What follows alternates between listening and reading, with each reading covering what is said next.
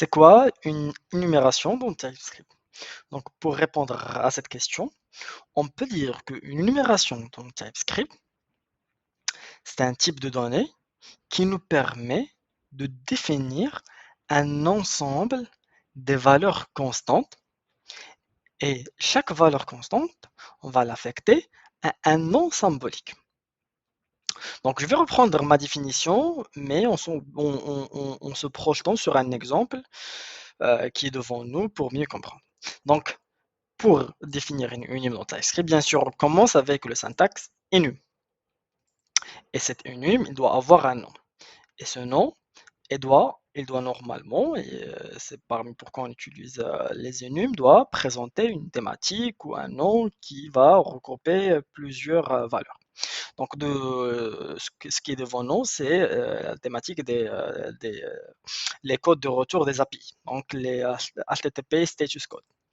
Donc voilà, une enum, c'est un ensemble des valeurs constantes. Donc, on sait bien que les API ne retournent par exemple 200, 400, 401, 404 comme voilà, des codes de retour de la requête. Donc, c'est un ensemble des valeurs constantes, on vient de les dire.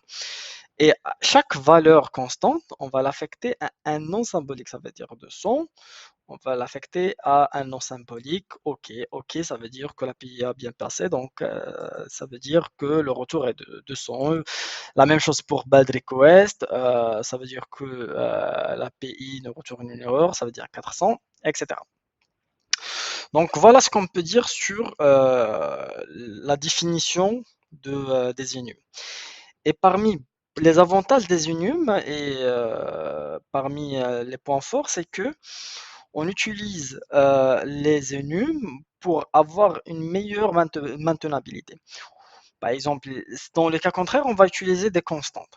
Donc, si on veut changer le code, par exemple, si on utilise les constantes, voilà, les constantes et on veut changer, par exemple, le code de bad request devient 401 ou 402 ou quelque chose comme ça.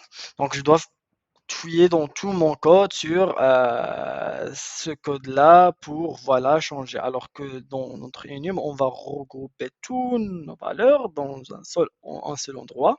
Et si on veut faire bien sûr une modification, on va venir directement sur cet enum-là et on va changer notre code. Et bien sûr, à base de en fait, en se basant sur cet enum-là, on peut réutiliser nos valeurs constantes dans n'importe quel code, pas besoin à chaque fois de les définir. Donc voilà. Et il faut qu'on sache que les enums, on a deux types des enums. Donc les enums numériques et les enums de chaîne de caractères ou bien de string. Commençons par les enums numériques qui est devant nous. C'est par exemple toujours dans l'exemple de HTTP Status Code. Donc là, on a comme des valeurs constantes des enums, des valeurs plutôt voilà, des numériques, des valeurs qui sont numériques. Donc ici, on peut définir n'importe quelle valeur, le plus important qu'il soit numérique. Juste pour info. Si par exemple je change, je supprime ces 200 et 400 et 401 et 404, qu'est-ce que je vais voir? C'est que je vais avoir euh, une indexation qui va incrémenter dans chaque valeur. Donc, on va voir 0, 1, 2, 3. On va voir cette partie-là dans l'exemple.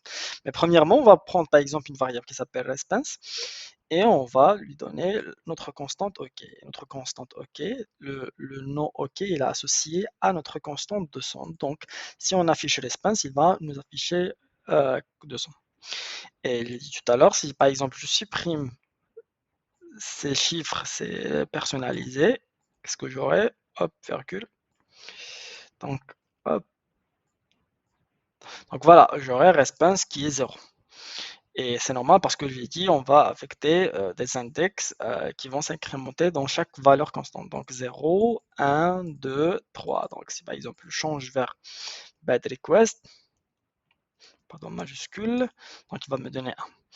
Et voilà, ainsi de suite pour un unauthorized et not found. Le deuxième type d'énumération, c'est l'énumération de chaîne de caractères. C'est la même chose, juste que les énumérations de chaîne de caractères, ils nous obligent de les initialiser dans le départ. Par exemple, ici, dans OK bad request, on n'a pas affecté des valeurs, donc c'est pas grave, il va prendre comme des valeurs constantes 0 et 1 et 2. C'est pas le cas dans les énumérations de chaînes caractères. On doit obligatoirement de définir des chaînes de caractères, des valeurs constantes de type de chaîne de caractères. Donc ici, on a up et down et left et right. Et comme la définition, on les affecte à des noms symboliques. Et si on veut utiliser par exemple down, on peut même changer sa valeur. Je sais pas, on peut dire bas par exemple. Bah, il va nous afficher, voilà, bas. Donc on peut exploiter cet enum dans toute voilà, notre application ou dans toute partie dans notre code. Donc voilà, c'est juste une petite définition sur les enums. Et j'espère que cette vidéo était utile et on se voit à la prochaine. Merci.